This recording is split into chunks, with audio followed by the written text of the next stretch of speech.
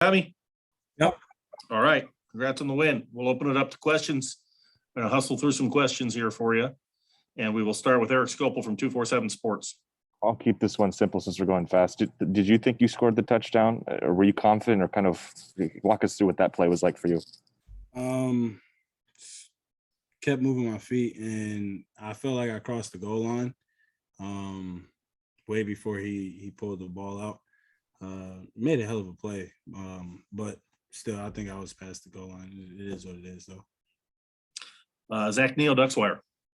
Anthony, can you speak to the growth that you've seen from Byron Cardwell over the past few weeks? He seems to have really hit his stride recently. Byron has been playing with extreme confidence, and hats off to him because he's really been working at it, especially in practice, moving at a higher intensity than most freshmen would be. And I'm just really proud of him and excited to see where he's going with this. Gabriel Marvin, Daily Emerald. And then he recorded the game high 128 rushing yards. Can you just speak to the rushing game, and was that part of the game plan coming in? Running the ball was a part of the game plan. Didn't know it was going to lead to this, but it happened, and just grateful for it.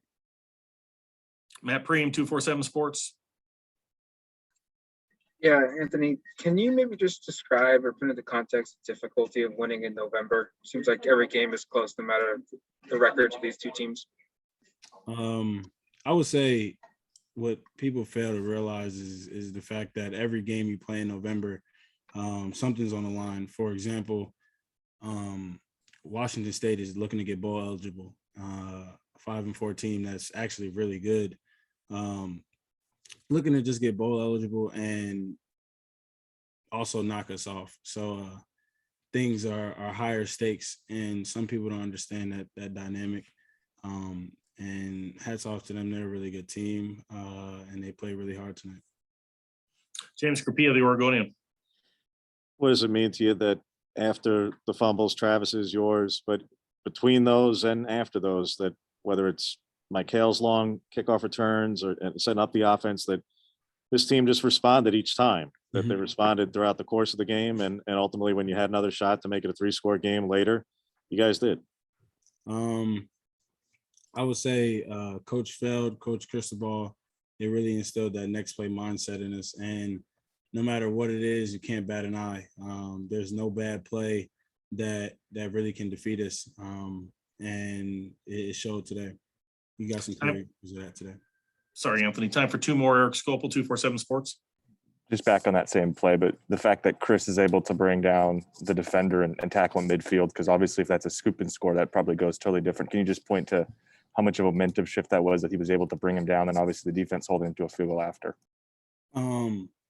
Great hustle play by Chris, and even better, like you said, that our defense held him to 3 points. That was huge, because it could have been a tremendous momentum shift.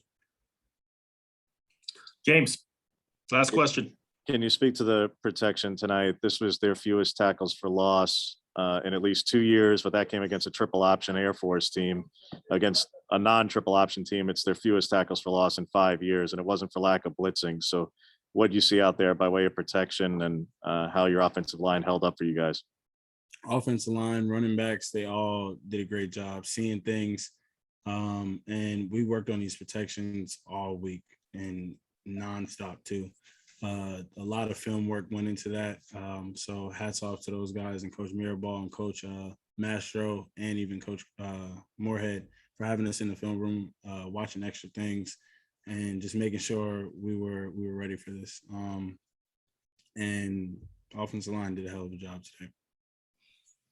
Thanks, AB. Appreciate your time. Congrats on the win.